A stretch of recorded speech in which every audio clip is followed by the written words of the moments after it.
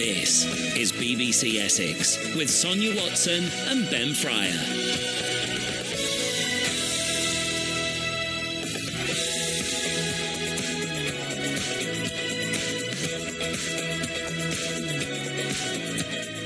Good morning. This is The Breakfast Show on BBC Essex, is where Essex comes to talk. Sonia and Ben with you on Wednesday, the 19th of June. Coming up next, discussing last night's leadership debate and the race to become PM next. The 5 remaining Conservative leadership candidates are facing a third ballot of Tory MPs today. Last night, Michael Gove, Jeremy Hunt, Sajid Javid, Boris Johnson and Rory Stewart took part in a BBC TV debate. Yesterday, Dominic Raab failed to get enough votes from his colleagues and was knocked out. Meanwhile, during the election debate, all 5 candidates remaining in the race committed to an external investigation of allegations of Islamophobia in the party if they're elected leader.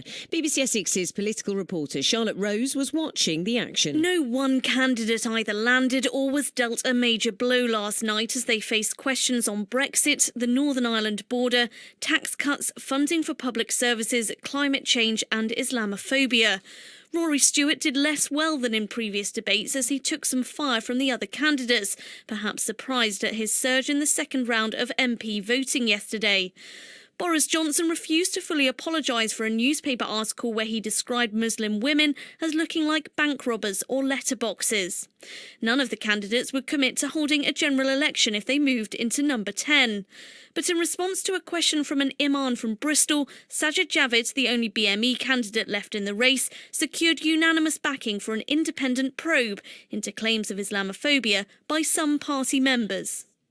This Tory leaders debate, which was screened on the telly, it's about 8 o'clock last night, wasn't it? It started on BBC One. Emily Maitlis was hosting it, and we had all the leadership contenders on chairs. And as we mentioned at the start of this item, just after the news, they looked a little bit, and some people commented on Twitter, a little bit like an ageing Westlife, because they were all wearing the suits and they were all sitting on chairs pensively as if waiting for the key change. And as we know with Westlife, they love a key change. They do. They were just missing the microphones, weren't they? And at some point I thought Rory Stewart was going to stand up and just give us a little solo or something.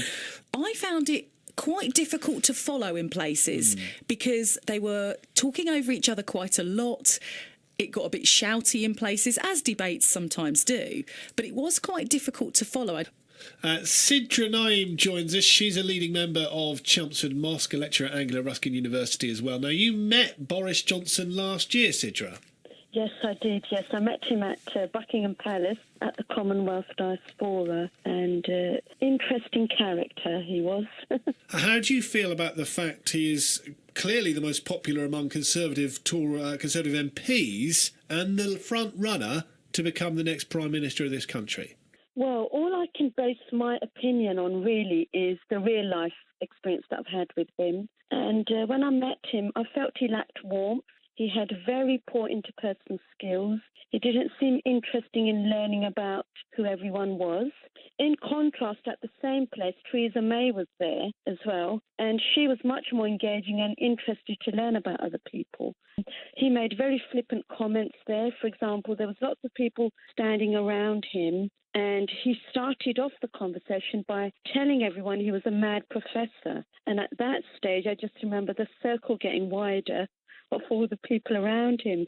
Everyone was sort of scared to talk to him because he wasn't diplomatic in what he said. He just spoke his mind, and it frightened people. And it wasn't the kind of setting where you can joke around, because it was all full of very high dignitaries, as you can imagine. And that was one of the issues that was tackled on the debate last night. I don't know if you saw it, Sidra. What did you make of his performance on the telly last night? Yes, I thought he dodged lots of things that were put his way. I mean, somebody asked him about words have consequences, and he just stayed quiet.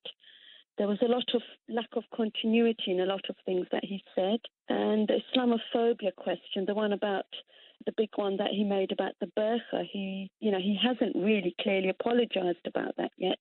And I think that's the one really that frightens the Muslim community, really, in giving him votes. Who is your backing for? None of them, to be honest with you. I completely agree with the young lady who came at the end and gave her comments, and she clearly said she didn't feel any of them were really capable of being Prime Minister, and I think I agree with her. Thought she was very intelligent. Yeah, it was interesting, wasn't it? And seeing the reactions. Thank you, Sidra Naeem there. It was quite interesting because if you didn't see the debate last night on BBC One, it was questions from members of the public across the country being beamed into the television studio. So members of the public got to ask questions to the leadership contenders, and in some cases were then asked if they were satisfied with the responses and how they felt about the contenders after their answers. And some of them weren't that satisfied. And actually some of the papers saying, really, did we learn anything? Did we get the answers we wanted? Was it a useful exercise, last night's debate? I wonder if you feel the same.